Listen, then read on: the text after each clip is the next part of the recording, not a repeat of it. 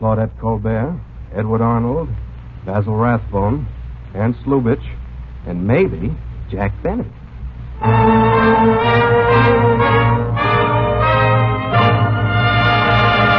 The Gulf Screen Guild Theater.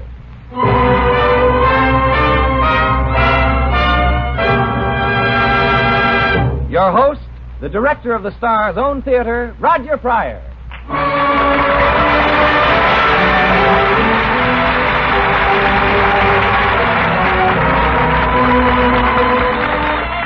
Good evening, everyone. On behalf of your neighborhood good Gulf dealer and the Gulf Oil Companies, welcome to the Gulf Screen Guild Theater. For our guests tonight, we have Claudette Colbert, Edward Arnold, Basil Rathbone, and Ernst Lubitsch, four of filmdom's outstanding personalities who will offer... Well, say, just a minute, Roger. I thought Jack Benny was supposed to be one of the guests here tonight. Jack Benny? Well, he was, Bud, but he got a little temperamental and hard to handle, so... Say, I wonder, could he be mad at me? No, Bud. I know the real story. Well, he could be. You know, I sent some photographers to his house. But Benny likes to have his picture taken. That's it. They didn't take Benny's picture. They took Carmichael's, Benny's polar bear. Oh, but why? Well, you see, the Gulf people were getting up a sign that said, "Laugh at Winter," and they wanted Carmichael to pose for the picture of a big white polar bear on the sign. Well, that sounds okay to me. But Jack insisted that they use pictures of him in a fur coat instead. Oh, now, Jack isn't the kind of a fellow to begrudge a polar bear a little publicity. A little publicity? Why, you'll see that laughing white polar bear sign outside every Gulf station in the country. And when you do see it, remember that winter is just around the corner, and that right now is not a minute too soon to prepare for winter. To change your motor oil for winter-grade Gulf Pride motor oil. Gulf Pride is the motor oil made by the famous Alclor process that only Gulf uses. Gulf Pride helps give you a quick starting motor and real engine protection, both when your motor is cold and after it warms up. Be sure to stop soon at the sign of the Gulf orange disc, where you see the picture of the laughing white bear for Gulf Pride motor oil.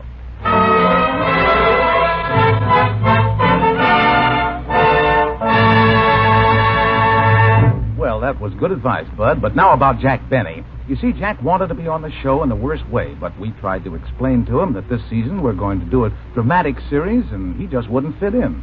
We had an awful time convincing him. Well, I thought the Guild had asked Jack to appear in this broadcast. Oh, no, it's the other way around. We didn't ask him. He asked us. Well, Jack said that we were going to... Look, Bud, it's a long story. Now, let me explain the whole thing. When Jack found out that Ernst Lubitsch was going to direct Claudette Colbert and Basil Rathbone in a dramatic sketch, right away he wanted to muscle in on it. So he called up Edward Arnold, president of the Screen Actors Guild, and tried to sell himself. The way I understand it, Arnold had an awful time convincing Jack. But look, Mr. Arnold, there's no reason why I shouldn't be on this show. Gee, when else will I get a chance to act with Claudette Colbert? Jack, I've been trying to explain to you that the play is all set and the cast is complete. Now, let's make it some other time. Now, you don't have to beat around the bush, Mr. Arnold. Look, if you don't want me on the show, just tell me. All I want is a simple answer, yes or no. No. Now, wait a minute. I can tell from your attitude, Mr. Arnold, that this is a personal matter. What have you got against me? I haven't got anything against you, Jack. But you're a comedian, and frankly, I don't think you have enough dramatic ability to play the lead opposite Miss Colbert. What do you mean I can't be dramatic? Did you ever see me when I was worried? Why, I'm only 32 and I've got gray hair. You're only what? I've got gray hair, can't you hear? Now, look, Mr. Arnold, I'm not going to beg to be on this program, and let's get this settled one way or the other. Is it yes or no? Definitely no.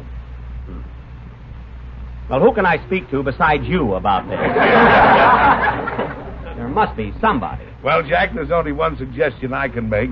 Get in touch with Ernst Lubitsch. He's going to direct the play. Gee, Lubitsch. And if it's all right with him, it's all right with me. Well, thanks. I'll call him right away.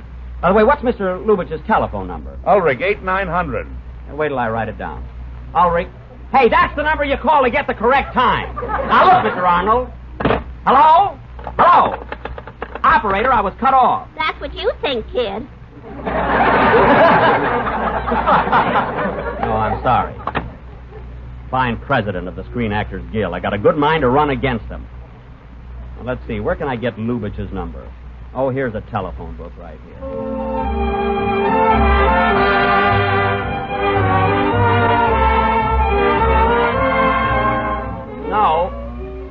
No, miss. I want to talk to Mr. Lubitsch personally. Who's calling, please? Benny, Jack Benny. Yes, sir. Is it about insurance or something? No, it's about acting. Now, please, have Mr. Lubitsch come to the phone. Do you think he will? I don't know. Let's find out. Ask him. Yes, sir. Insurance yet. Haven't sold a policy since Paramount picked up my option. And the first... Hello? Hello, Mr. Lubitsch. This is... Oh, he's not there yet. What's the matter with me, anyway? Hello? Gee, you'd think that I... Oh, hello! Hello, Mr. Lubitsch. This is Jack. I'm calling you about that golf show you're directing next week.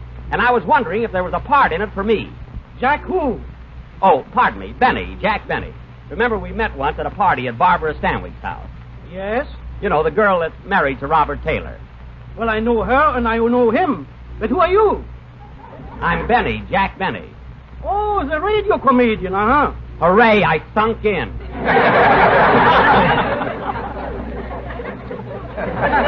Now, here's the situation, Mr. Lubitsch. I just spoke to Edward Arnold, president of the Screen Actors Guild, whom, incidentally, I'm running against next year. And Mr. Arnold said if it was okay with you, I could be on the program. But, Mr. Benny, this is a serious, dramatic play, and I'm afraid there is no part in it for you. Well, why not? Well, you are a comedian. What can I do with you in the drama? Look, Mr. Lubitsch, if you can make Garbo laugh, you can make me cry. Well, I can do drama. Gee, I made a picture once called College Holiday. I didn't get one laugh in it. Now what do you say? I'm glad I didn't see it. Very funny. Now, Mr. Lubitsch, let's not beat around the bush. I want a definite answer. Is it yes or no? Brace yourself. Now, Mr. Lubitsch, I know I haven't given you enough time to think this over, so I'll call you back later. Now, wait a minute, Jack. There is no use taking up each other's time. Basil Rathbone is playing opposite to that Kolber, and there's nothing I can do about it. Well, why can't we make it a triangle? Why can't he be her husband and I her lover? Who would believe that?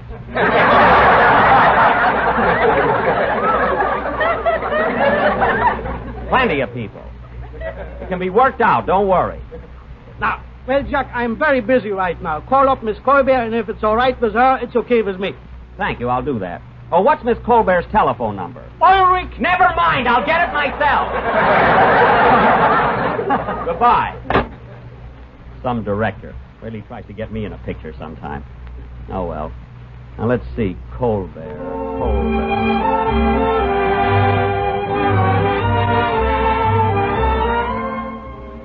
Oh, Miss Colbert isn't home right now, eh?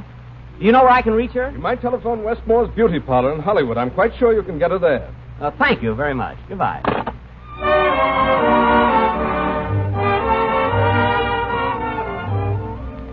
Hello, Westmore Brothers?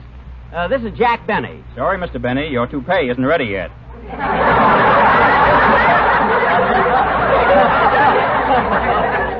I don't want my toupee. I'd like to speak to Claudette Colbert. Is she there? I don't know. Hey, Wally, is Claudette Colbert here? I don't know. Hey, Purse, is Claudette Colbert here? I don't know. Hey, say! Never mind. Let her go. I'll wait till she gets home.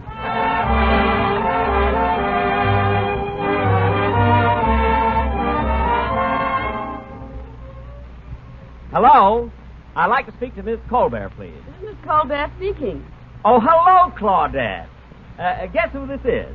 Well, really, I haven't the slightest idea. Oh, come on, yes. Oh, now, look. Look, Claudette. Who has the dressing room next to yours at Paramount? Oh, hello, Dorothy.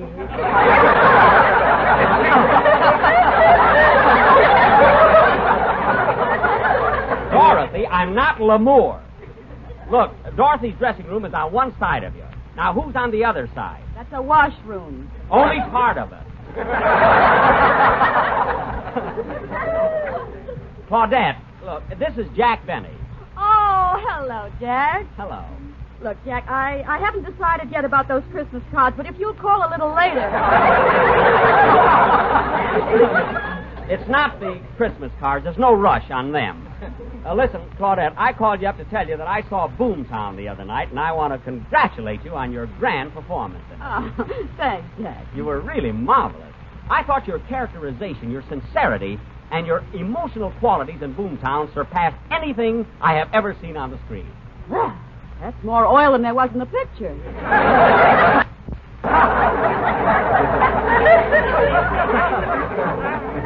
No, I'm serious, Claudette. It was a great performance. Now, let's see. There was something else I wanted to speak to you about. Oh, yes. Yeah, look, Claudette. Mr. Lubitsch suggested I call you about the golf show next Sunday. Yes? Have you any objection to my playing the part of your husband in the sketch? Oh, well, I understood Basil Rathbone was playing the part. Well, he was scheduled to, but if you want me, all you've got to do is speak up. I said, all you've got to do is speak up. Claudette, are you there? Yes. Oh. I wish you'd think this over because it would really be a wonderful break for both of us. Especially me. Oh, I wouldn't say that. Let's say it'll do us both a lot of good, shall we? Would you mind hanging up? Now, wait a minute, Claudette. How about the idea? Honestly, Jack, I really have nothing to do with it. Why don't you call Edward Arnold president of the Screen Actors Guild? He won't be next year. I did call him, and it's up to you. Now, look, Claudette, I've got another idea. Why can't I... Will you please deposit 5 cents for an additional 3 minutes? 3 minutes already? Just a second. Would you mind dropping a nickel in, Claudette? Jack, I don't have a pay phone in my house. Oh, well, that's right. What am I thinking of? Do I get that nickel or do I have to cut you off? Now, don't get excited. Here, I found one. There. No more 3 minutes from the man in the moon. Doesn't seem like we've been talking for 3 minutes, does it, Claudette? You ought to be on this end. Well, to come to the point, Claudette, here's what I was going to ask you. When do you start rehearsing for the play? Tomorrow night at my house, but, Jack, I don't think you At your house, 8? What time? 8 o'clock, but really, Jack, I don't 8 think you ought o'clock. to... Well, thanks, Claudette. See you tomorrow night. I'll read the part, and Rathbone will read the part, and may the best man win. That's fair enough, isn't it? Kind of sticking your chin out, aren't you, Junior? We'll see. Well, goodbye. Goodbye. Oh, by the way, Claudette, shall I come for dinner? Oh, well, some other time.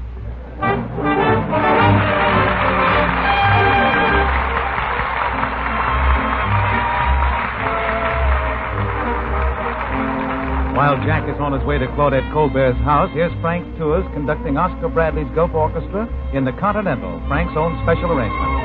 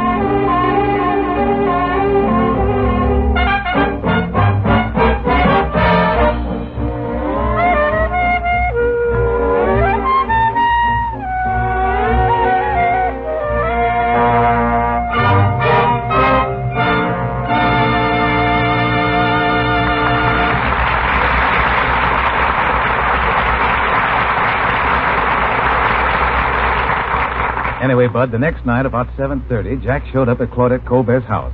I wasn't there, of course, but the way I understand it, when Jack arrived, Miss Colbert was still having dinner. So the butler opened the door and... Right this way, Mr. Benny. I'll show you into the drawing room. Well, thanks. Mr. Rathbone is here already. Oh, he is? One of those anxious guys, eh? Say, this is a lovely home. Lovely. May I take your umbrella, Mr. Benny? Oh, yes. I should have left it out in the hall. You know, it looked like rain. Well, Mr. Rathbone. I'm Jack Benny, the movie star. How do you do? How do you do? So the two rivals meet, eh? Rivals? What do you mean? Well, perhaps I should let Claudette tell you, but it looks like I'm taking your place on the golf show next Sunday. Oh, that's ridiculous, old boy. Oh, no, it isn't. You see, at rehearsal tonight, you and I are both going to read the part, and of course, the best man will win. The best man? Yes. Mr. Benny, when only two people are involved in a statement, the comparative is used. You don't say the best man will win. You say the better man will win. Oh.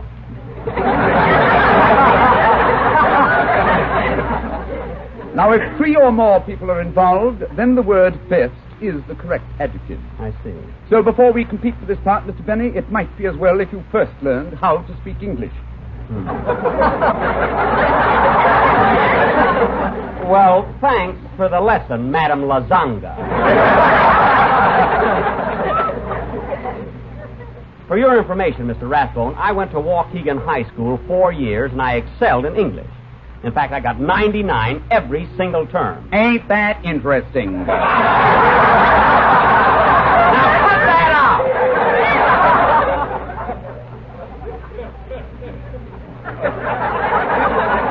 And getting back to the subject, the way the script is written now, you play the part of Miss Colbert's husband. Is that correct? That's correct and final. That remains to be seen. I've heard of sore losers in my life, but this guy certainly takes the cake. Step right in here, Mr. Lubitsch. Miss Colbert will be with you shortly. Thank you. Oh, hello, Basil. Ernst, old boy, how are you? Fine. Hello, Mr. Lubitsch. What are you doing here? Well, I thought I'd just drop around to see. Now, listen, Ernst. I don't know what this is all about. I demand an explanation. Look, Mr. Rathbone. Explanation? Look, Mr. Lubitsch. I thought I was to appear opposite Miss Colbert. Look, Mr. Rathbone. Of course you were. Look, Mr. Lubitsch. Then what is all this about? Look, Mr. Rathbone. Now look! Mr. Benny, when I spoke to you on the telephone, I thought I made it perfectly clear that... Good evening, everybody. Oh, look, here's Claudette. Oh, hello, Claudette. Yeah. Well, here we are. Put the coffee down here, Richard. Yes, madame. Let me talk, Mr. Lubitsch? No, thank you. Coffee, Basil? Yes, please, yeah. I'll have some, too. Oh, here you are, Jack. Thank you. Gee, Claudette, this is the better coffee I ever tasted.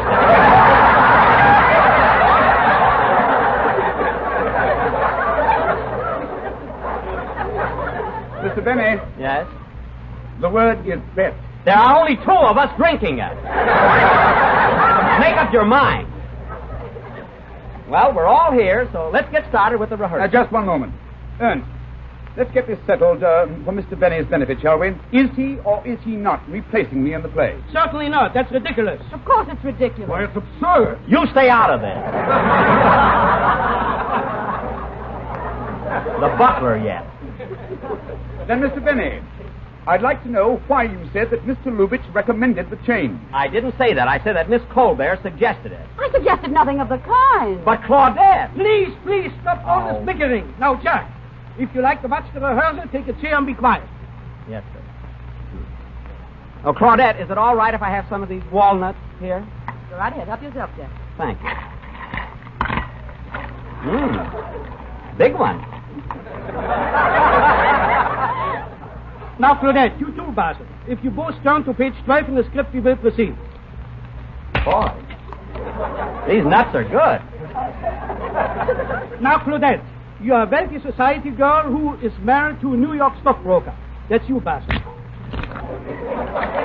Gee. But he does not love you, Claudette. And as the French say, it is a marriage of convenience. Gee, that was a tough one. Mr. Benny, will you stop eating those nuts? Well, Claudette said I could. Anyway, Mr. Lubitsch, I don't want to sit around here like a bump on a log. If I can't have the lead in the play, isn't there something I can do? All right. If it makes you happy, you can play the part of the butler. The butler? Okay. Here's your script. Thanks. Now remember, Claudette, you're the wife. Basil, you are the husband who doesn't understand her. And Jack... I'm the butler whom Claudette really loves. You are the butler, that's all.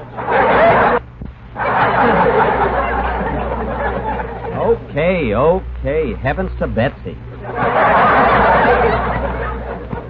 All right, Claudette, now we start the scene. Remember, your husband is 2 hours late for dinner, and you are a nervous wreck. Yes, Mr. Lubitsch, I understand. Go ahead, call the butler. Yes. Oh, Smedley. Smedley. Yes, madame. Smedley, yes. What is it, madame? Are you sure my husband hasn't phoned? No, madame. But I can't understand it. What time is it, Smedley? It's 8:30. Shall I serve dinner, madame? No, Smedley. I'm much too upset to eat. I think I'll go to a movie. What's playing in the village? Buck Benny Rides Again. That's not in the script. Read the lines, please. Well, it doesn't hurt to give my picture a plug. It doesn't change the plot any, does it? For heaven's sake. Read the way it's written. All right. Give me that again, Claudette. Okay. No, Smedley. I'm much too upset to eat. I think I'll go to a movie. What's playing in the village? Nanotchka. How's that? Much better. And Buck Benny Rides Again. It's a double feature. Yeah. Jack, please. All right, I'll start over again. Shall I serve dinner, madame? No, Smedley. I'm much too upset to eat. I think I'll go to a movie. Is Boomtown playing in the village? Well, we got them all in. Very good, Claudette. Now, at this point, the husband enters the room. I'm ready, Ernst. Oh, Mr. Lubitsch, let me ask you something. When Basil comes in, or Basil... By the way, how do you pronounce that? Basil or Basil? Mr. Rathbone. Oh. Well, when Mr. Rathbone comes in... Oh, just read the lines, Jack. I handle the rest. All right. A fine director. What did you say? I said you're a fine director. I think you're wonderful.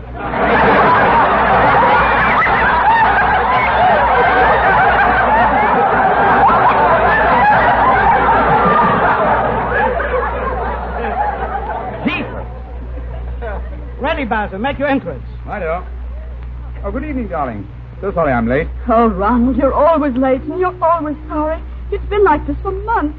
What's come between us? If I only knew, maybe we could work things out. It's nothing, my dear. It's just that I've been so busy lately at the office. Let's forget it.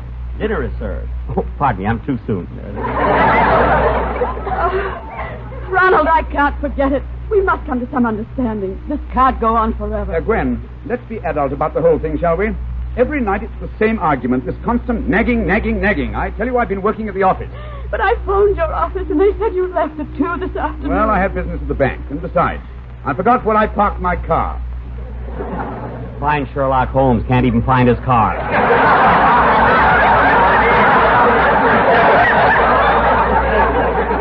Jack, stop interrupting, please. All right. Continue, Claudette. Oh, it's no use, Ronald. I know you're lying. Look at you. Everything you say, everything you do gives you away. Now, Gwen. What's that on your collar? Is it lipstick? It ain't ketchup. Jack, please. Well, I don't want to stand around here like a dope. But you got the line right now. Say it. Oh, yes. Beg pardon, madame. Dinner is served. Jack, don't use such a thick accent. You should talk.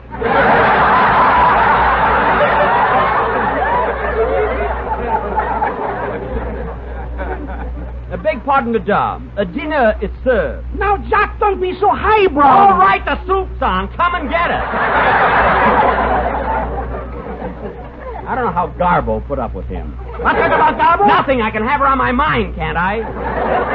Gee. All right, let's have that line again. Beg pardon, madame. Dinner is served. Take it or leave it.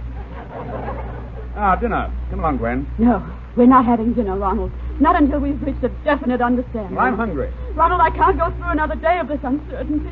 I must know. Do you love me or not? Of course I love you. You're lying, Ronald. Lying. Very well, then I'm lying. Gee. You might as well know the truth, Gwen. I've never loved you, never. That must be crazy. If you weren't so stupid, you'd have known it long ago. Ronald, what are you saying? Gee. I married you for your money, that's all. Everybody else knew it. And if you weren't such a blind, silly little fool, you'd have realized it yourself. Ronald, stop. Well, Gwen, now you know how things stand, and the sooner you give me a divorce, the happier I'll be. No, I'll never divorce you, Ronald. I couldn't live without you. I couldn't. Tears, woman's tears. Oh, stop the dramatics. Ronald! I'm moving to my club. Smedley, pack my clothes. I wouldn't touch your dirty clothes.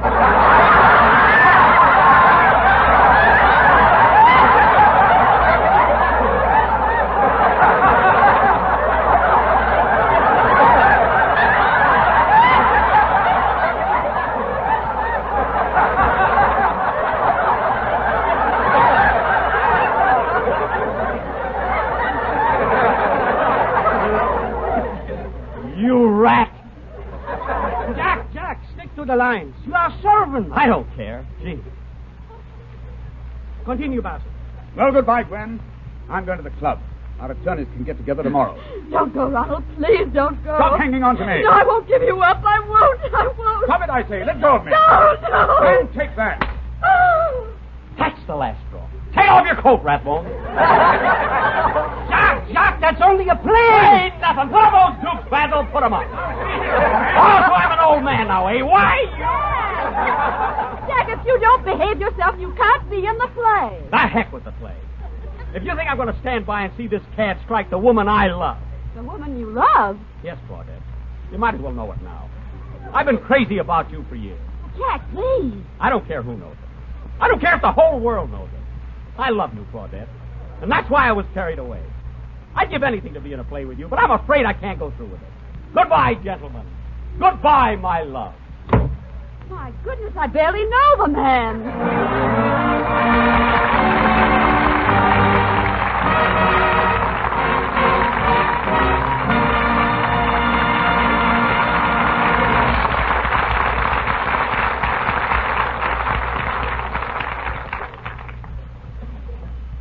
I'll take it, Bud. Hello. Roger Pryor speaking. Hello, Roger. This is Jack Benny. Who? Jack Benny, the little man who wasn't there. Oh, Jack, what's on your mind? Well, I've been listening to the broadcast, and that's not the way it happened at all. The reason I'm not on that show tonight is because Mr. Lubitsch is a pal of Rathbone. It's just politics. What Mr. Lubitsch said. I don't care what he says. And incidentally, I'd like to talk to him. Put him on the phone. Well, I'll see if I can get him, Jack. Hold on a minute, will you? Say, Bud, Jack Benny's on the phone. Keep him happy while I find Lubitsch for him. Okay. Hello, Jack. How are you? Hello, Mr. Lubitsch. Where's your dialect? This is Bud Heaston, Jack. And Oh. say, is it true that you're getting a new car? Look, Bud, I'd like Because to if you are, I'd advise you to use Gulf's new stepped-up gasoline. Either Good Gulf or Gulf No Knox. You'll find them fully worthy of the finest modern cars. Oh, is that so? Yes, and if you don't get a new car, if you keep your old your Maxwell, you'll find that the new Gulf gasolines will give you more pickup, more power, more of that new car feeling. Now, look, if Mr. Lubitsch... In fact, I'd like to urge everybody to stop at the sign of the Gulf Orange Disc and fill up with Good Gulf or with Gulf No Knox, America's two great stepped-up gasoline. I see. Now, Bud, about Mr. Lubitsch, I'd like to... Deposit 5 cents for an additional 3 minutes, please. What? Oh, hold on, Jack. Here comes Mr. Lubitsch now. Let it go. I'll send him a postcard. Goodbye.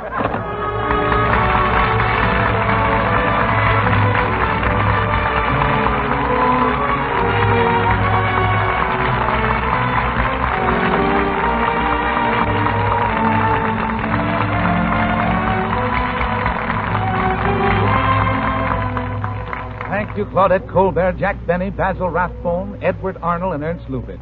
And thanks to Bill Morrow and Ed Belloin for your great script. It was a swell show and for a really great cause. Of course, you know, ladies and gentlemen, that the money Gulf would ordinarily give to the stars who appear here goes instead to the Motion Picture Relief Fund, to care for those in the picture industry who can no longer provide for themselves. Next Sunday night, ladies and gentlemen, the Star's Own Theater brings you Gene Arthur, Jeffrey Lynn, and Walter Pidgeon in Jezebel, with music by Oscar Bradley's Gulf Orchestra with Frank Tours conducting. Until then, this is Roger Pryor speaking for your neighborhood Good Gulf dealer and reminding you that we have a date next week at the same time. Listen in, won't you?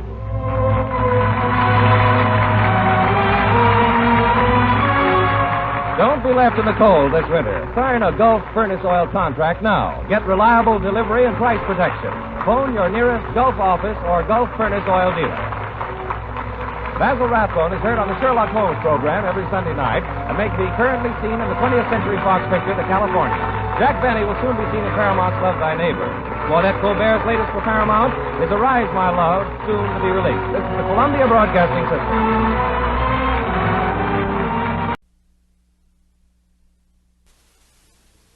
Gene Arthur, Jeffrey Lynn, Mary Nash.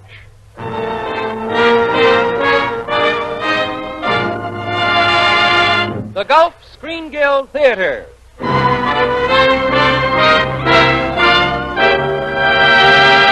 Your host, the director of the Star's Own Theater, Roger Pryor.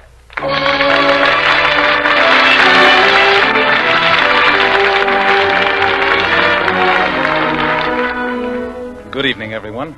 Your neighborhood Good Gulf dealer and the Gulf Oil Companies welcome you to the Gulf Screen Guild Theater. Tonight, the Gulf Theater stars Gene Arthur, Jeffrey Lynn, and Mary Nash in Jezebel, one of the most brilliant motion pictures of the past decade. Jean Arthur's portrayal of the title role is her first radio appearance of the year, chalking up another Gulf Theater first. You meet all your favorite stars here in the Gulf Theater because this is truly the stars' own theater. For, as you know, the money that would ordinarily go to the stars who appear here, Gulf gives instead to the Motion Picture Relief Fund to help provide for the members of the motion picture industry who can no longer take care of themselves. And now, tonight's story, Jezebel, especially adapted for radio by Charles Tazwell, with Frank Tours conducting Oscar Bradley's Gulf Orchestra. That applause, ladies and gentlemen, is for our stars who have just entered from the wings. They take their places at the microphone and the play begins with Jean Arthur as Julie, Jeffrey Lynn as Press, and Mary Nash as Aunt Belle.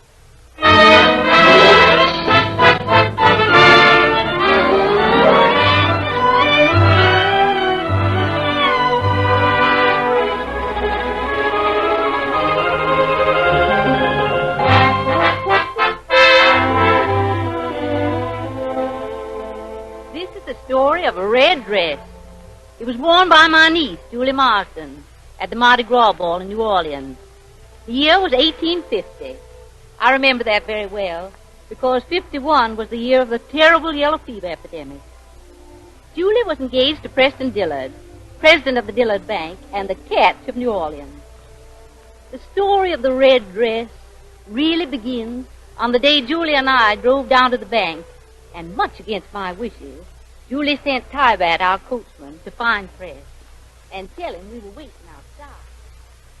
Them is Miss Julie's bare words, Mr. Dillard. I believe you, Tybat, but you'll have to explain to Miss Julie that it's impossible for me to leave the bank right now. But she's waiting right out front in the carriage with her Aunt Belle, Mr. Dillard. Tell her I'm very sorry, but that I'm right in the middle of an important conference. Can you remember that? Yes, sir. Yes, I can remember all right. But you knows what a temper Miss Julie's got.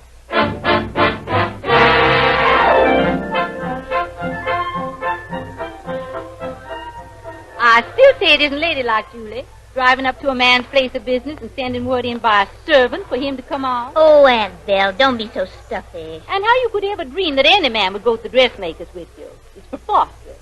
I declare, if I were Press Dillard, Now, Dumplin', don't fret yourself about Press.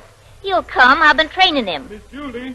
Yes, Tybat. Miss Julie, What's the matter? Didn't you find Mr. Dillard? Yes'm, I done found him all right, only... Only what? Mr. Dillard said he can't come. He said what? He can't, that is, he's right in the middle of something important. Important? A conference. He said you understand. You go back and tell Mr. Dillard I understand perfectly. Tell him I suppose it isn't important that I've spent a month having my ball dress made for tomorrow night, and that he promised to come and see it fitted. Tell him I don't suppose it's important to him what I wear to the ball. Julie. Go and tell him that, Tybat. Yes'm, Miss Julie, yes. Julie Marston, are you out of your mind? I'll show Press Dillard I'm more important than his silly business. You want to lose him? Lose him? Don't be ridiculous, Aunt Belle.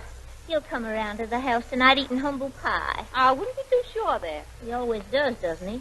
Come, Dumplin', let's go on to Madame Pollard's and see what kind of a horrible mess she's made of my dress.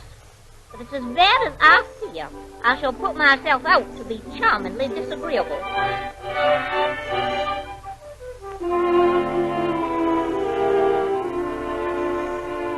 Hello.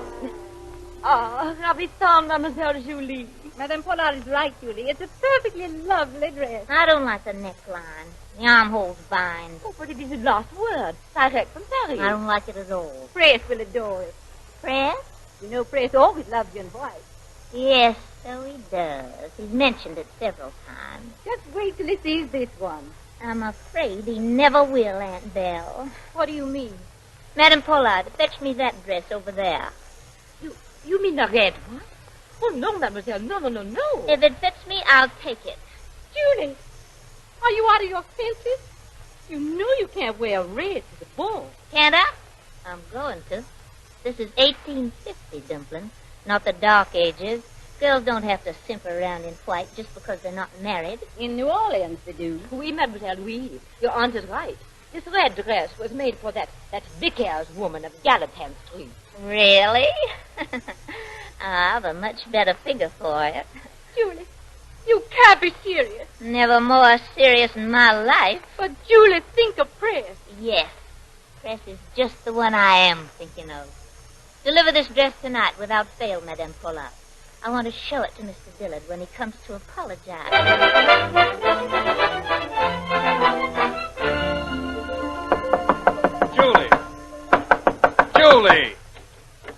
Julie, darling. Why, Press, banging at a lady's bedroom door. I'm scandalized at you. Your aunt said I could come up.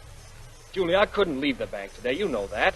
I was just as disappointed as you were. Disappointed? I wasn't in the least disappointed. I couldn't walk out on a director's meeting and explain I had to go to the dressmaker's. They'd have thought me a fool. I scarcely missed you. Julie, how long must we go on like this? Like what? Fussing, fighting like a couple of children. As long as you insist on treating me like a child. Then stop behaving like one. Oh, Julie, there's no sense to this quarreling. We've got to stop. Well, if you're really sorry about this afternoon... Julie. Oh, Julie, darling. Press, you mustn't. Suppose one of the servants... Oh, bother the servants. You love me. I guess I must. I came here to wring your neck and end up like this, holding you in my arms. Darling. Darling, would you like to see my new dress? All right. Just arrived a few minutes ago. Lucky dress to be worn by you to the Proteus ball. Here, look, Press, isn't it saucy? Julie. Don't you think it'll be very becoming? You don't seriously mean you're going to wear that? Certainly. But, Julie, it's red. Gorgeously red. You can't wear that to the ball. Why not? Because an unmarried girl of your position wears white. Red belongs to Gallatin Street. Really? Letty Pollard said she designed this dress for a notorious Gallatin Street personage. Julie, you can't do this. For heaven's sake, be reasonable. Were you reasonable this afternoon? Oh, so that's it. You're just nursing a spite. Well, for once, you're going to do as I say. Am I? I'm calling for you tomorrow night at 10. And you're going to be properly dressed for the ball. In white. Of course, Press, if you say so. Your own good sense will say so. Suppose it doesn't. Then, my sweet, you and I will sit at home with our embroidery.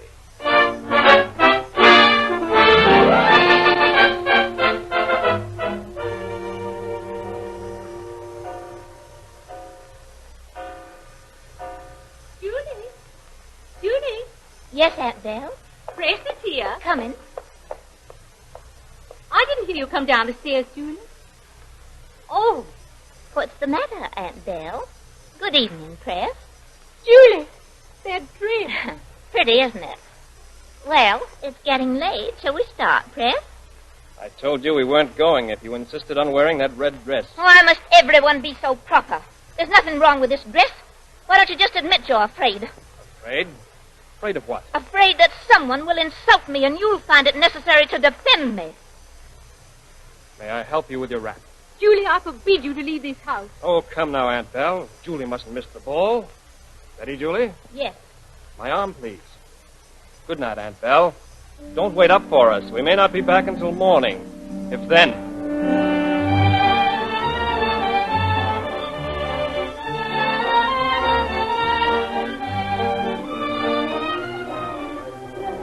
I believe this is our dance, Miss Mary Lee. Why, of course, Mr. Schuyler. I've just been pining. Julie Marston, wearing red. Like Kenny Hussey from Gallatin Street. Press, I'm very tired. Please, I'd like to go home. But we've only just come. Just ignore her. Cut her dance. Insolent, shameless, insolent. Wearing a dress from Gallatin Street. Press, take me off the floor. I feel like dancing. Leave the floor. Leave the hall. Let her know the Proteus Ball doesn't cater to Gallatin Street. Please. Please, I want to go home. What's the matter with the music? Go on, play. We want to dance. Dance!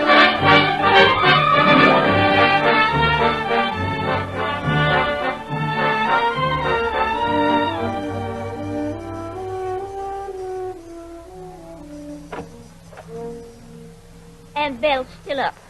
Won't you come in, Press? No. Thanks for a pleasant evening, Julie. And goodbye. Is that all you've got to say? That's all, Julie. Even if I say I was wrong? You couldn't be wrong, could you? You're Julie Marsden. Do you want me to get down on my knees and ask to be forgiven? It'll be interesting, but utterly useless. Evidently, you've made up your mind. No, Julie.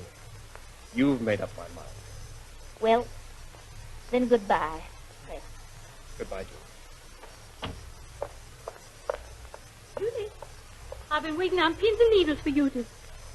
Why, where's Fred? He's gone. Gone? Gone where? I don't know.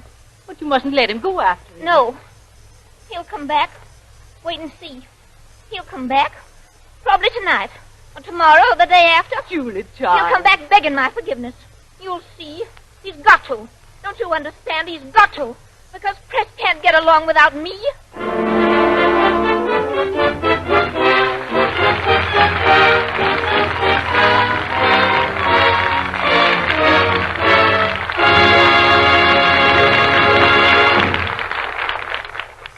And that, ladies and gentlemen, is the first half of tonight's Gulf Theater production, Jezebel. The Gulf curtain will rise on Act 2 in just a few seconds, during which Bud Heaston would like to carry on from where he left off last week. Carry on, Bud. Thanks, Roger. Well, ladies and gentlemen, ever since we explained about Jack Benny and Carmichael last week and told you about that picture of the laughing polar bear on the signs outside your Good Gulf dealers, many of you are probably asking, how about other cold weather precautions besides changing the oil? What else do I do to get the laugh on Old Man Winter? Well, here's the answer.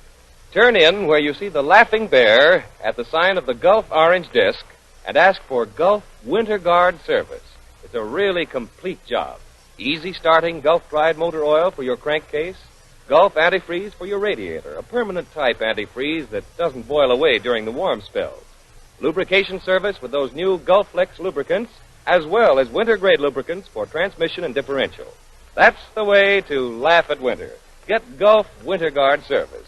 It costs far less than you'd think. It's much cheaper and a lot less trouble than letting that first cold morning catch you with a frozen radiator or an oil so heavy that your motor won't turn over. So get Winter Guard service now where you see the laughing white bear at your neighborhood Good Gulf dealers.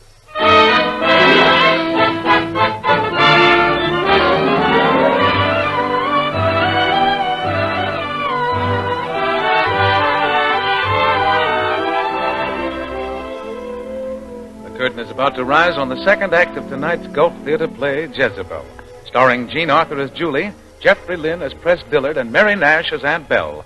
I'll play the part of Buck Cantrell.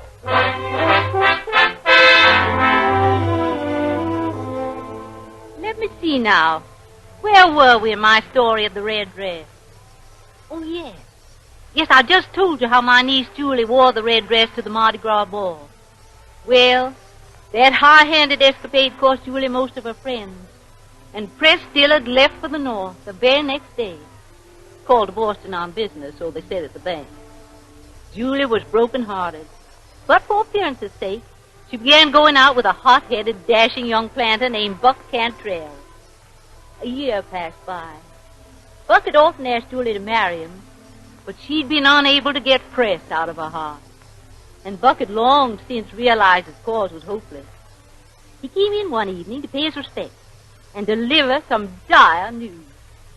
He looked very serious and rather frightened. The best thing to do, Aunt Belle, is take Miss Julie and go up to your plantation at Halcyon until this scare blows over. Is there really cause for alarm, Buck? Of course not. Doc Livingstone says it's spreading like wildfire, Miss Julie. Yellow fever or no yellow fever, I'm staying in town. Well, all right, Miss Julie, but if you go to change your mind, you better do it before they put a quarantine around the parish. Well, I guess I'd better run along. Oh, by the way, I almost forgot. Two of the directors of the bank are down with fever, so Press Dillard's coming back. Press Dillard? Coming back to New Orleans? Yeah, arriving Friday on a packet. Well, goodbye, Aunt Belle. Bye, Miss Julie. Julie, did you hear? Press Dillard is coming home. Of course he is. He had to come to me. He couldn't help himself. What do you mean? He wouldn't know how to fight as hard as I have to keep from going to him. We shall be married. Julie, darling. I'm going to beg his forgiveness. I was vicious and mean and selfish. And I'm going to tell him how I hated myself for being like I was. I'll humble myself before him. There, child. We'll go to the plantation at Halcyon, Aunt Belle. Of course. Now that Press is coming home, that's the place for our meeting. We'll give a party. A wonderful party. Invite everyone we haven't seen for ages. And we'll laugh and sing and dance. An old-time party that'll never be forgotten. A party to celebrate Press's homecoming.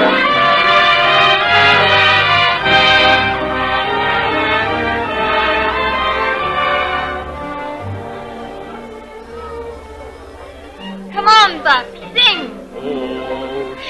I love my turtle. Oh, shucks, Miss Julie. I reckon I sound more like an old crow. Say, coming back to Halcyon Plantation's done you a heap of good. That's the first time I've heard you laugh in a long time. Julie, Press is here. Where is he? In the library. Excuse me, Buck.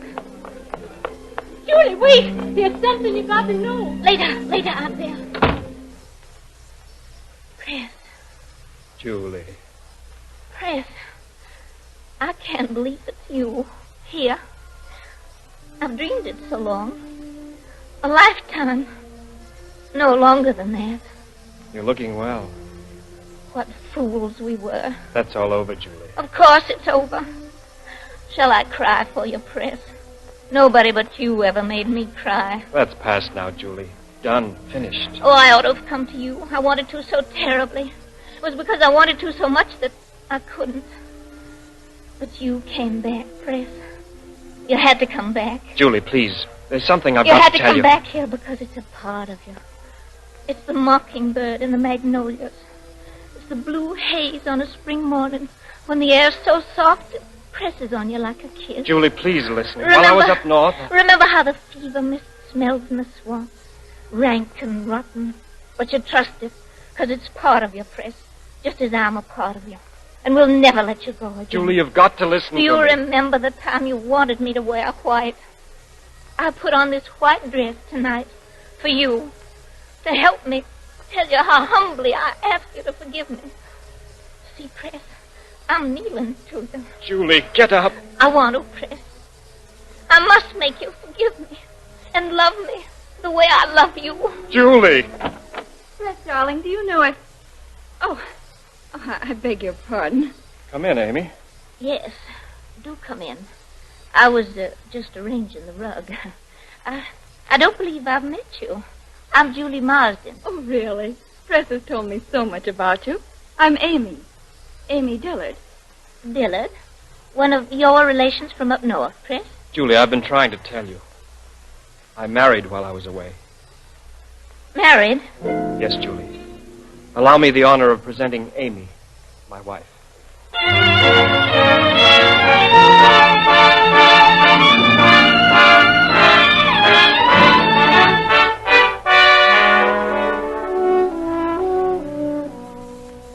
Well, such an announcement from a man to a girl who had thrown herself at his head and humbled herself at his feet would have broken the heart of anyone but Julie.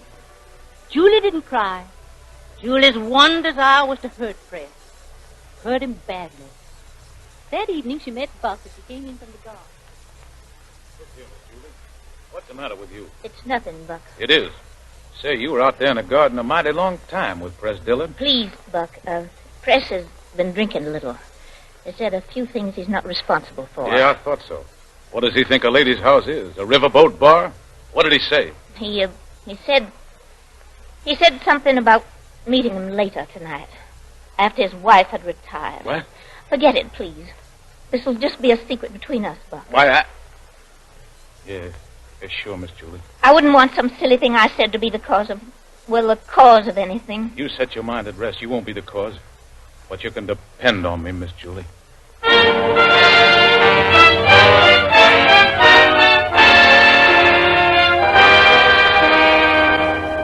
I don't know what you're talking about, Buck. I didn't say anything to Miss Julie. I don't want any explanations, Prez. I'm just telling you to keep away from her. You're pretty stupid, Buck. Can't you see that she's using you? Just how do you mean that? It's as plain as day.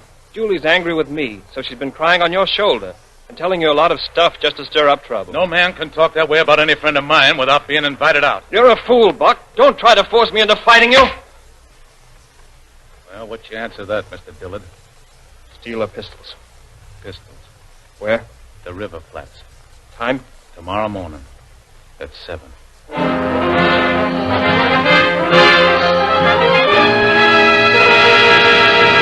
We've got to do something, Aunt Belle. We can't sit quietly here while Buck and Press are out there somewhere shooting each other. It's easy for women to stop men quarreling, Amy, but they can't ever stop them. Julie could. I haven't the least idea what you're talking about. Don't pretend you don't know what's happening out there, Julie Marsden. Oh, the meeting? Yes, a silly custom, but men call it chivalry. You're the cause of it. I don't know what you mean, Amy, but I do envy them. To face what you hate. to kill, or be killed, to settle something. We can't do that, we women. It doesn't mean anything else. To you? Why should it? Look, Aunt Belle. I picked these flowers early this morning. Aren't they lovely? Julie, child. She's no child. She's a jealous, beaten woman. She still loves Fred. Front door. They're back.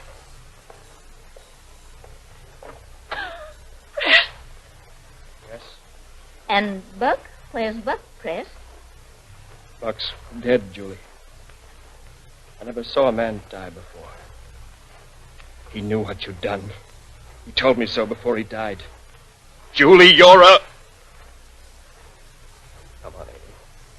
Let's go back to New Orleans. Yes. Yes, Fred. Aunt Please Belle. don't speak to me, Julie.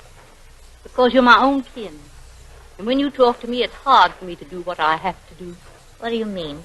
All your life you've done as you please, at any cost to yourself or anyone about you. But last night you went beyond yourself. I'll arrange to turn over my guardianship of your affairs to the bank. All right, if that's the way you feel. Well, why don't you go? Why do you stand there and look at me? What are you thinking? I'm thinking of a woman called Jezebel, who did evil in the sight of God.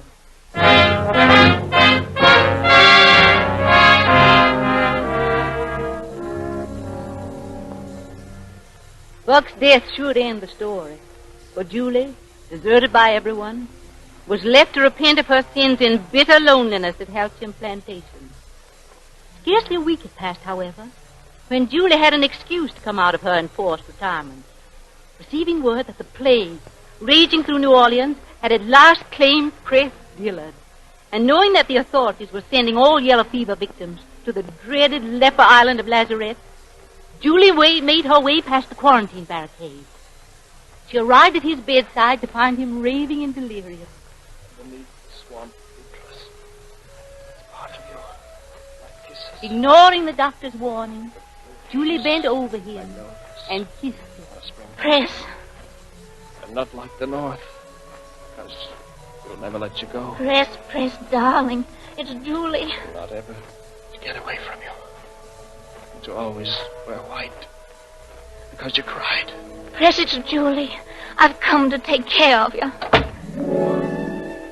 I might have known you'd come. Yes, Amy. The men are here to take Press to Lazarette Island. I'm going with him. No, Amy. I'm going. I'm Press's wife. I love him. Loving him isn't enough. Amy, do you know the Creole word for fever powder? For food and water? How to talk to a sullen, overworked slave and make him fear and help you? Press's life and yours will hang on words you can't say. And you'll both die. And it must be that way. What right have you to say that? Amy, it's no longer you or I. What do you mean? I'll make him live. Whatever you might do, I'll do more. Because I know how to fight better than you. I'll fight to the death. I'll fight death itself. I'm going. I'm not afraid. No, you're not afraid. I believe you have the courage to save him by giving me the right to go in your place. And what would that mean to you? A chance to prove I can be brave and strong and unselfish. Help me, Amy. Let me make myself clean again. Julie, there's something I've got to know. Does Press still love you? The men are coming up the stairs to take him away. Amy, let me go with Press. Does Press still love you? What does it matter who Press loves? It's his life that matters. Tell me. No! If there was any love in his heart for me, I'd have taken him from you. I tried and failed because he loves only you. That's the truth, Amy. Do you believe me? Yes. I think I do. And I'm grateful to you for telling me, in your own way, what I had to know. Open the door for the men. But you haven't said. Amy, tell me. You've earned whatever right was mine. God protect you and Press. Go with him, Julie. Thank you. Thank you. Morning, ma'am. You have a patient here bound for Lazarette Island? There's a patient and nurse. I'm going with him. Better change your mind, ma'am. Yellow Jack will get you. That's where you're wrong, mister. Yellow Jack doesn't know what he's up against till he meets me. You just keep your boat running regular. My patient has a round-trip ticket, and we're both coming back.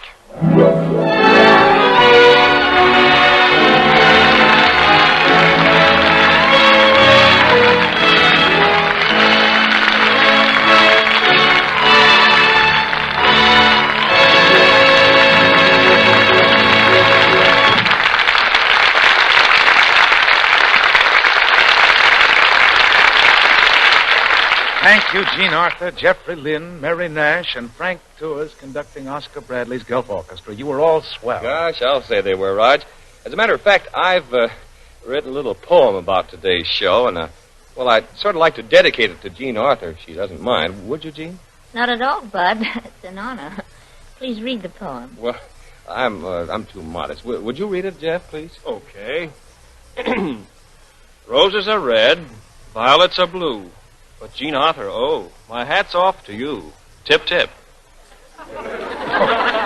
What's the tip business? I'm tipping my hat. Goodbye, Bud. Oh, no, look, Roger, wait a minute. Give me another chance. I've got some more serious stuff, too. Now, I write serious stuff. Now, look at this. When the going gets real rough, when Old Man Winter does his stuff, when it's cold enough to wear a muff, you can laugh at winter, sure enough, if you use Gulf Pride motor oil in your crankcase and the new stepped-up Gulf no-nox gasoline in your gas tank. And that, ladies and gentlemen, is more truth than poetry, because this coming winter, you can really do a job of making your automobile start more easily if you use Gulf Pride motor oil and Gulf no-nox gasoline.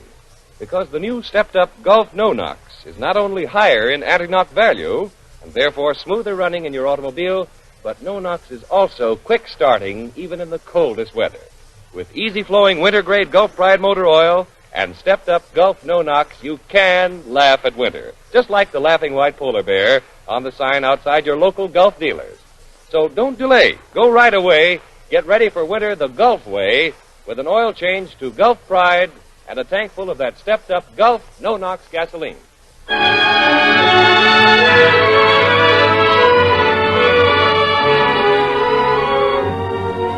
Now, ladies and gentlemen, here's a special delivery letter I've just received. It says, quote, Dear Roger, be sure to remind your audience that next week the Gulf Theater will present that smash motion picture success, A Great Man Votes, with Academy Award winner Thomas Mitchell, little Virginia Weidler, and a man who is not only a great tragedian and a great comedian, but a great guy personally, John Barrymore, unquote. Gee, that's a fine letter, Roger. Who's it from? John Barrymore. And so, ladies and gentlemen, no matter how you intend voting on November 5th, be sure to listen to the Gulf Theater next Sunday and let John Barrymore, Thomas Mitchell, and Virginia Weidler show you how a great man votes.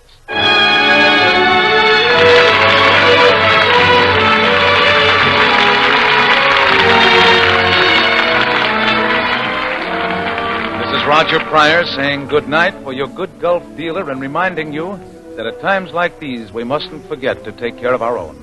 You can do that quickly, surely, and easily by giving to your local community chest. Help the mobilization for human needs. Give to your community chest now. Thank you. And good night, everyone. Gene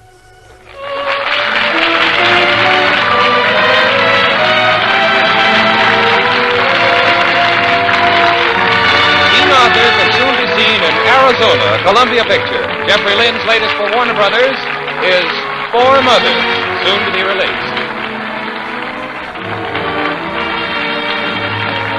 This is the Columbia Broadcasting System.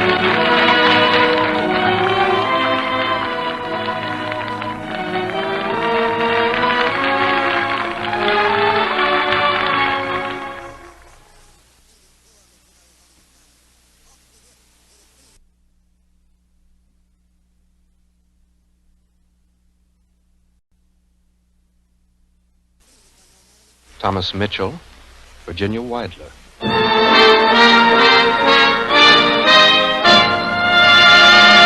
The Gulf Screen Guild Theater.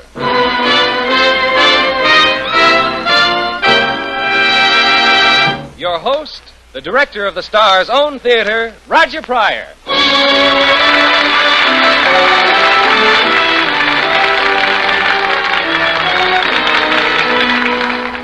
Good evening, everyone.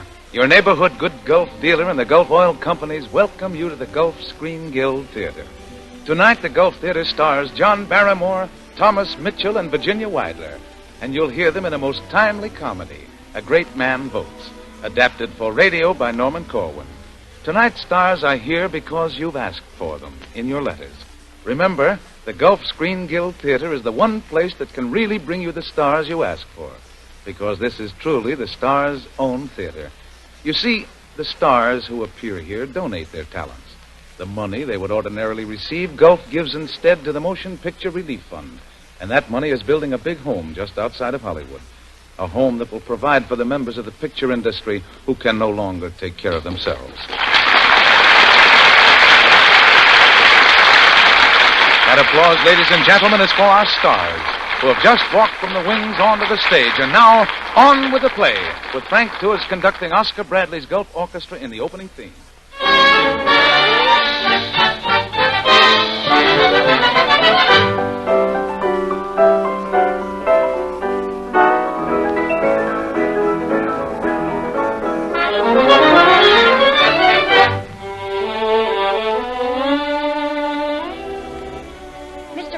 Yes?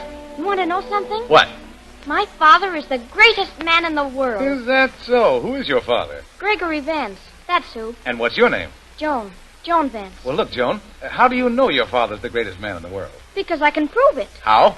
I got all the facts at my fingertips. Just ask me. Well, if anybody asked me, I'd say you were a pretty smart little girl. I ought to be. My pop teaches me. You mean you don't go to school? Sure. Grade 4B. But I learn more from Pop. For instance, right now, we'd be sitting at home after the dishes were done. I wipe and Pop washes. Mm-hmm. And all of a sudden, he'd put down his bottle and... His bottle of what? Rheumatism medicine. Oh. He never had to take it until after Mom died. But after she went away, he drank most a quart of that medicine a day. I see. I guess he kind of loved your mother, Joan. Kind of loved her. He loved her with his whole soul and being, like they say in books. Well, as I started to tell you, Pop would put down his bottle and he'd say... Now, my dear heiress to the Vance misfortunes, will you attempt to tell me what Caesar got out of his expedition to Britain? He got pushed around by the pickets and the Scotch. The Picts and the Scots. The pickets and the Scotch. Sounds like a strike in a liquor factory. Sometimes I wonder, my dear Joan, whether you learn such things in school or at a longshoreman's clam bake. Proceed. Nascatur ibi plumbum album in Mediterraneus reganibus advertanium. And the translation? While in England, Caesar got himself a load of tin. How's that, Pop? Not exactly a literal translation, but it'll do. My medicine bottle's empty. Fortunately, there's another quart in the medicine cabinet. Oh, but I threw that away today. You did what? Yes. I got you some new medicine. New medicine? I went to see Doc Phillips, and we had a nice talk about you. That old quack. What does he know about medicine? I know what kind of medicine is good for me. That isn't what Doc Phillips says. Here, take this. No, I'm not going to take it. Open your mouth, Pop. I won't. Oh, please, Pop. All right. Give it to me.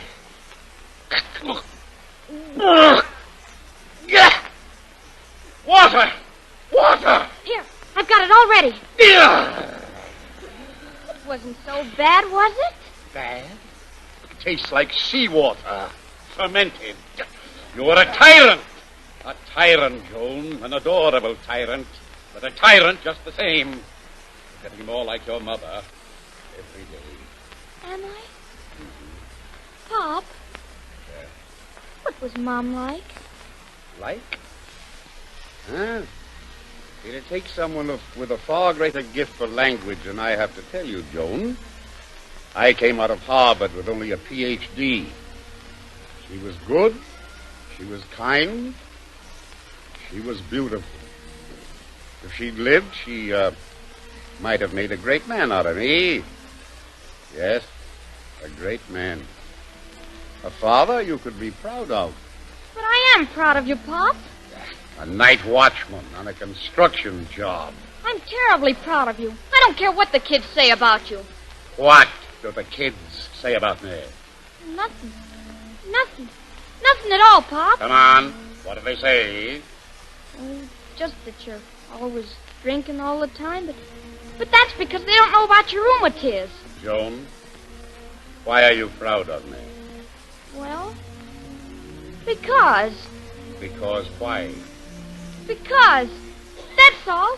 Just because.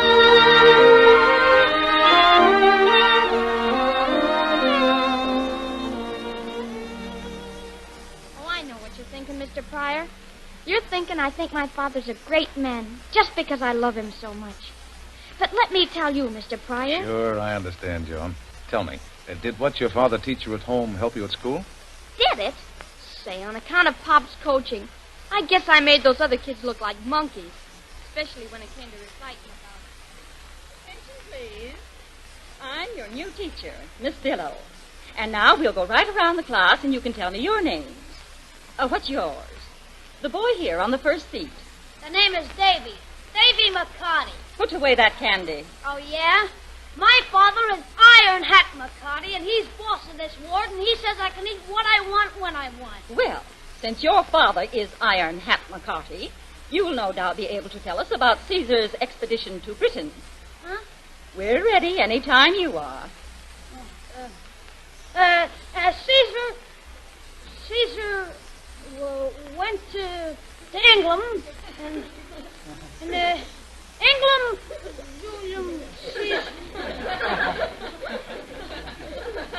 Can somebody else in the class help out the son of Iron Hat McCarty? Please, Miss Billow, I can. Caesar built himself a big wall there to keep out the Picts and the Scots. And there was a big town in back of the wall with horse racing and cockfighting going on all the time. It was open all night like the 6-day bike races. That's perfectly true. But it's not in your elementary book. Would you mind telling me where you learned all that? My father teaches me at home. What's your name? Joan Vance. Pop says the more he sees of dumbbells like Davy McCarty, the less he thinks of our school. My old man will make a kick about that crack. In the seat of your pants, I hope. Quiet, children. Quiet! Davy McCarty, you may retire to the cloakroom. And as soon as school is over, you and I will have a little understanding.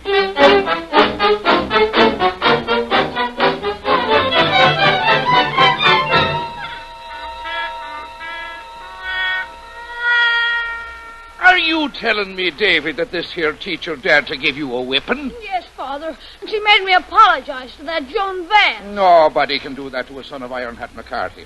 I'll have her fired out of her job tomorrow. And this Joan Vance now, who's she? Our old man's Gregory Vance. He's a night watchman on that building they're putting up on 3rd Street. 3rd Street isn't. That's in my ward. Joan says her father thinks you're a dumbbell. Oh, he does he? Well, I'll see to that. Mr. Gregory Vance is joining the ranks of the unemployed. Right now, if not immediate. Iron Hat McCarty speaking. McCarthy, this is Dale. Oh, Commissioner Dale, is it? What can I be doing for you? There's a campaign rally tonight for all ward bosses. Drag your fat carcass over and don't be late. Yes, sir, I'd be there, Commissioner, with bells on. Leave the bells at home and bring along a few votes. If we don't win this election, we'll all be out in our ear. Goodbye. Thank you, Commissioner. Goodbye, Commissioner. Well, I want me to preside at a big political meeting, Davy. The mayor himself insists I be there. But what about Vance? Oh, to be sure. Well, I'll just stop by on my way to the meeting and take care of Mr. Vance.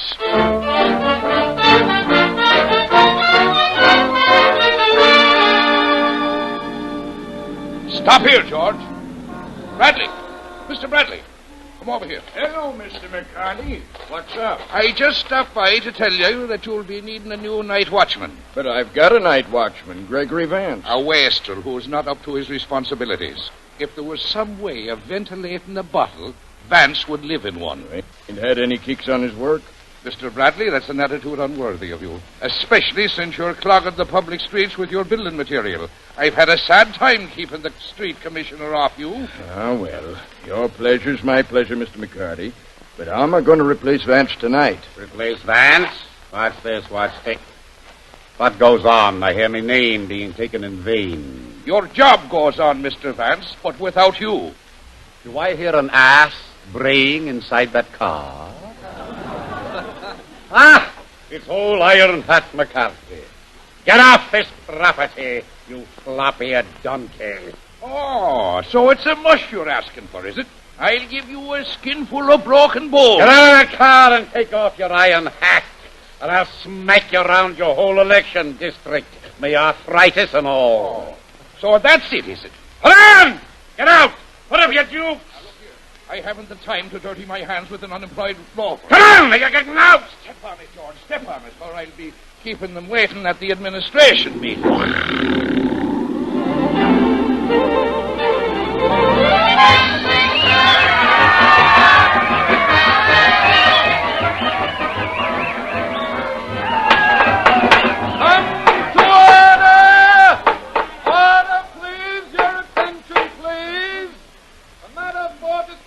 Tonight it's the Fourth Ward. What about the Fourth Ward? I've been going through the old city records, and I find that as the 13th precinct of the Fourth Ward goes, so goes the city. Yes, sir. Whoever carries the 13th precinct carries the city. We'll have a landslide. Since our first city election in 1830, whatever party won the 13th precinct carried the election. The rest of the precincts have always followed its lead. And why? Good old tradition. That's why. Pledge the 13th precinct unanimous, and the tide will sweep uptown like smallpox.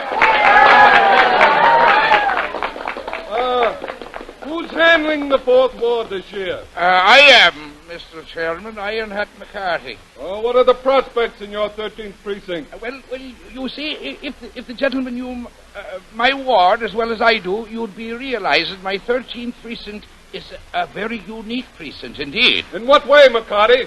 Well, sir, in recent years, the shops and office buildings have crowded out the residential abodes to such an extent that we haven't quite as many registered votes as previous. Well, come out with it. How many are there? Just one. Fine. McCarty, you know this voter? I do. Like a brother. That's good, McCarty. That's good. Because if you fail to pledge his vote, you're through. Drummed out. Washed up! Is that clear? It is. I got to vote him unanimous. Now, what's this lone voter's name, McCarty? Gregory Vance.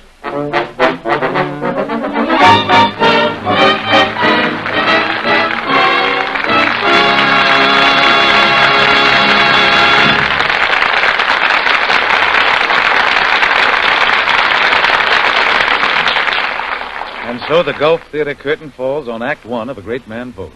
During the brief intermission before Act Two begins, Bud Heaston steps before the Gulf curtain to tell you a little something about Jack Frost's father, Old Man Winter. Your microphone, Bud. Just as Old Man Winter can nip your ears, freeze your toes, and send you scurrying for shelter, Old Man Winter can give your automobile a real beating, too. That's why you should give your motor the extra protection of an extra good motor oil, Gulf Pride Motor Oil. George Barringer, the famous racing driver, proved that Gulf Pride Motor Oil can take a beating and come back for more. With Gulf Pride in his crankcase, the exact same Gulf Pride that you can get at any good Gulf station, Barringer drove over one of the toughest courses in the country to establish 33 new Class D speed records. And not only has Gulf Pride proven itself on the speedway, but it also gives you the same protection when you use it in the crankcase of your car. So don't gamble with repair bills. Prepare now to laugh at winter, where you see the picture of the laughing polar bear. Drive in tomorrow at the sign of the Gulf Orange Disc and change to Gulf Pride Motor Oil.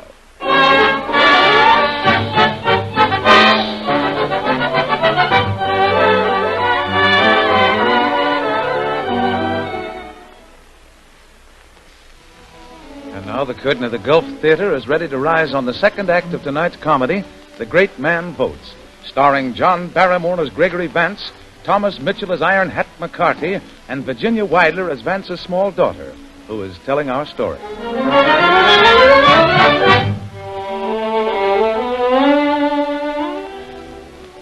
Mr. Pryor, that's the way it happened. When old Iron Hat, fired Pop from his job. He only got himself in a spot that was 10 times tougher. When he found out your father was the only voter in the 13th district, huh? He had to get your father's vote or his party would lose the election. That's right. Well, old Iron Hat came to our house the very next afternoon. He was plenty anxious to patch things up with Pop, I can tell you. But I bring this little gift here for your charming daughter, one of the fairest lasses in the whole city. Thank him, Joan, dear. Thanks. Can it be that you have some ulterior motive in coming here? Or are you suddenly interested in the field of child welfare? Ah, dear, oh dear, what a wit, what a wit. What a joker.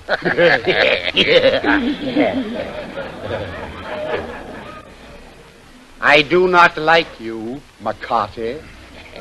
What people think of me don't matter as long as they've an eye for the grand works of the party. What's your feeling about that, Mr. Vance? I would hate to tell you with my daughter present. No, then if it's the loss of your job that put rancor in your heart, you'll feel different when I get it off my chest at the polls tomorrow morning. Yes, now wait, will you wish? Wait till I tell you why you were done out of that miserable job, Mr. Vance. It was beneath you. How's that again? The fact has come recent to my attention that you was once a famous educator at Harvard College, and that you've written some monographs. Monographs. Ah, yes, 'tis that, aye. And says I, what manner of civilization permits a fellow saturated with PHs and double L's to be doing a job that don't require no more alphabet than a police dog's? A brother in the bond of learning, says I. Why don't you get to the point, you stuffed shirt? Joan! Remember the ancient Vance tradition of hospitality. Always listen politely to a guest before throwing him out.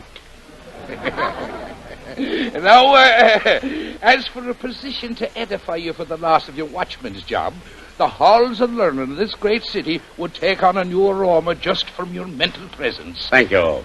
What kind of a position are you referring to? How would a janitor's position strike you? Mr. McCarthy, I would be truly grateful. Hold it, Pop.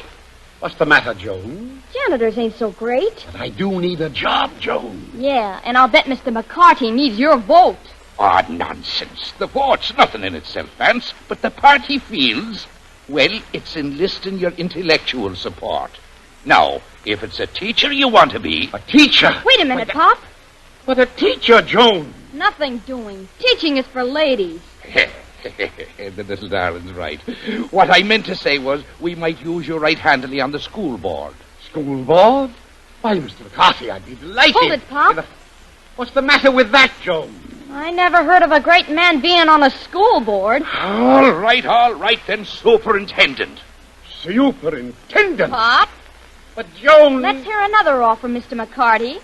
Commissioner of Education, and that's the last offer. Does anyone mind if I sit down? How about a contract, Mr. McCarty? Yes. I'll get a contract drawn up. You wait here, and I'll be right back. You're in, Pop. You're in. Yes.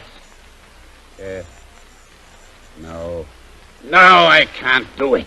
I can't possibly make a bargain with this man. Why not? Joan, the casting of a vote is the casting of a belief. That's why this country's good. Iron Hat McCarthy represents a crooked and sinister political machine. I just can't sell out. The Vances may equivocate with their dreams, but never with their ideals. But Pop, you could dress up nice and you wouldn't have to work nights in the cold and the rain and everything. You'd be a commissioner. Ain't that something pretty great? Well, I don't know. And the commissioner has a car, because I seen it. And I could ride with you. And I'd make all them fresh kids at school look terribly sick. Oh, I'd be so proud of you. Gosh. You'd be proud of me, huh? Gee, Pop, yes. Awful proud. I don't know. I gotta think it over. I ought to kick McCarthy out on his ear when he comes back. Yet I don't know. That commissioner's job is a big one. And I'd like to be a great man. For you.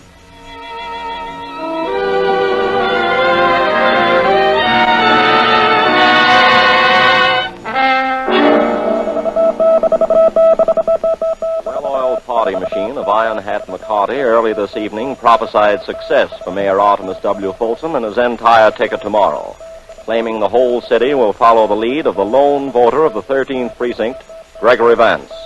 His Honor, Mayor Folsom, will be at the polling place to greet voter Vance.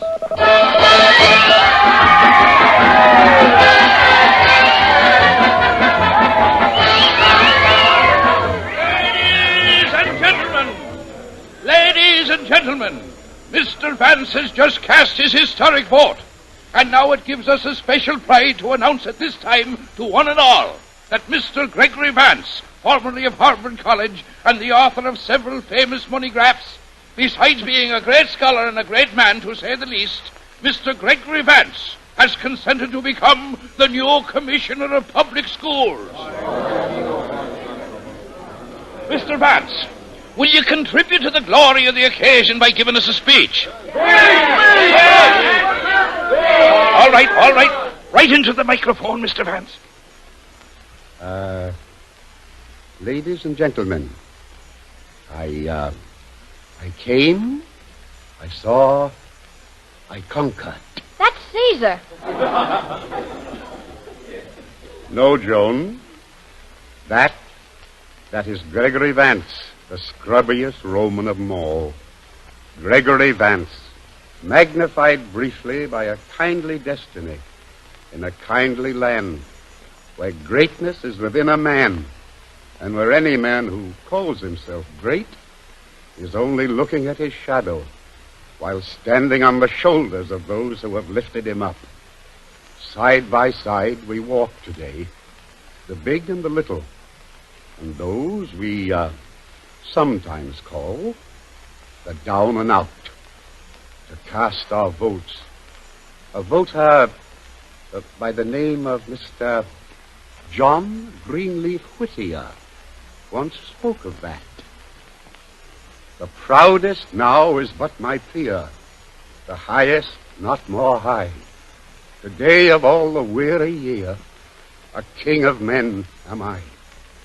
Today alike are great and small, the nameless and the known. My palace is the people's hall, the ballot box, my throne. You're doing great, Pop. Today I am a political lion, lionized by the city, the press, the mayor, and the estimable Mr. McCarty. Thank you. Lionized because of a certain tradition regarding the 13th Precinct. Tomorrow I will be quite forgotten, a bit of shadow glory, who, like the rest of you, left their mark only in the ballot box. But today, my fellow voters, let us take all advantage of our moment to express our sincere and honest opinions, and together we may carry this fair city forward to a newer and greater destiny.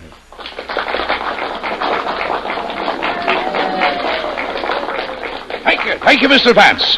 And now, His Honor Mayor Artemus W. Folsom has a little surprise for you. A surprise for me, Mr. Mayor? Yes. In the nature of a trifling gift, Mr. Vance. Come right out here to the curb with me. Careful, Pop. Looks like we're going for a ride. Quite right, Joan. In your own limousine, with the chauffeur to match. What, this? You mean you're presenting me with this, flaming chariot? If you don't like the color, we'll change it, Commissioner. It's your car. Well. Thank you, Mr. Mayor. Think nothing of it. And I took the liberty of putting a few small things in the car for you, Joan. Something for me? Oh, some candy and flowers, a dog. Nothing much. Why, thank you. Yes. Thank you, Mr. Mayor. No. Thank you, Commissioner Vance.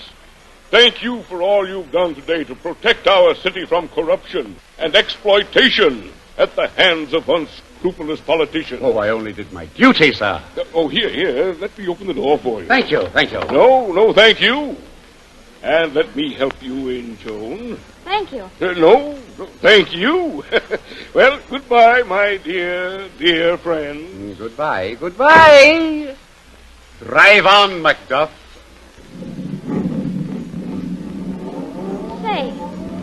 Say, Pop, What, darling? that mayor ain't such a bad guy, is he? No, that mayor isn't, as a matter of fact. Joan, you know something? What, Pop? I rather wish I'd voted for him.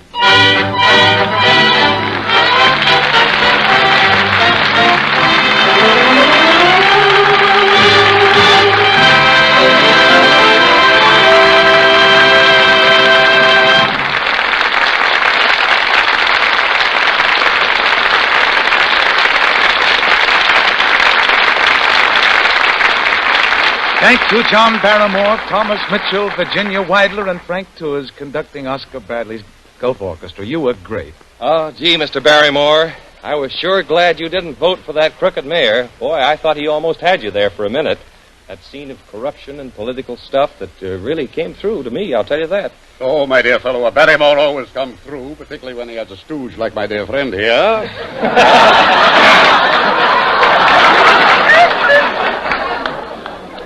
Yes.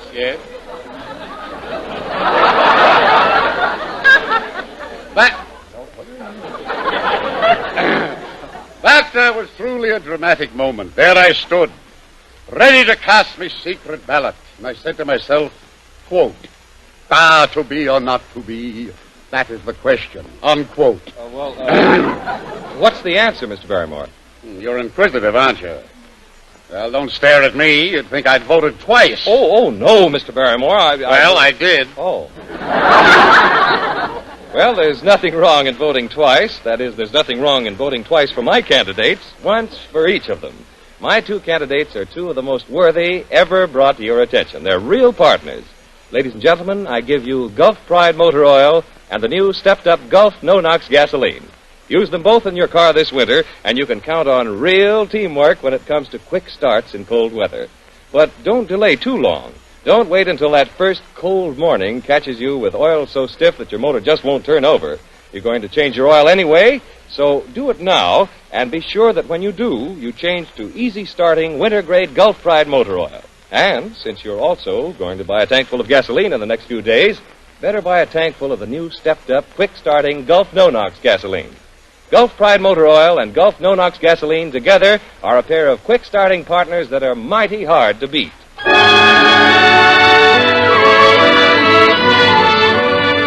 And now, ladies and gentlemen, I just want to say that the Gulf Theater... Pardon me, you don't know me, Mr. Pryor, but I'm an actor, and... Well, don't apologize. I'm one, too. I just wondered if you could use me in next week's Gulf Theater play. Frankly, I'm terrific. Well, frankly, our cast for next week is all set, and it's more than terrific.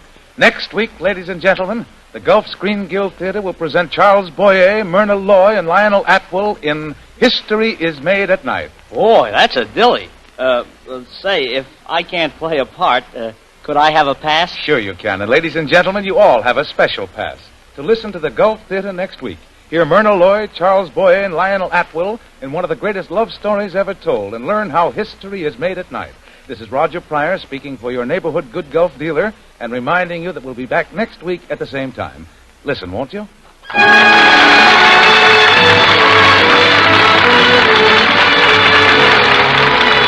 What's the use of worrying about fuel oil prices? You can get price protection plus reliable delivery if you sign a Gulf fuel oil contract right now.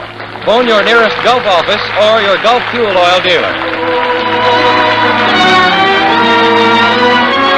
John Barrymore can now be seen in the 20th Century Fox picture, The Great Profile. Thomas Mitchell's latest is Long Voyage Home for Walter Wanger, and Virginia Weidler will soon be seen in MGM's Philadelphia Story.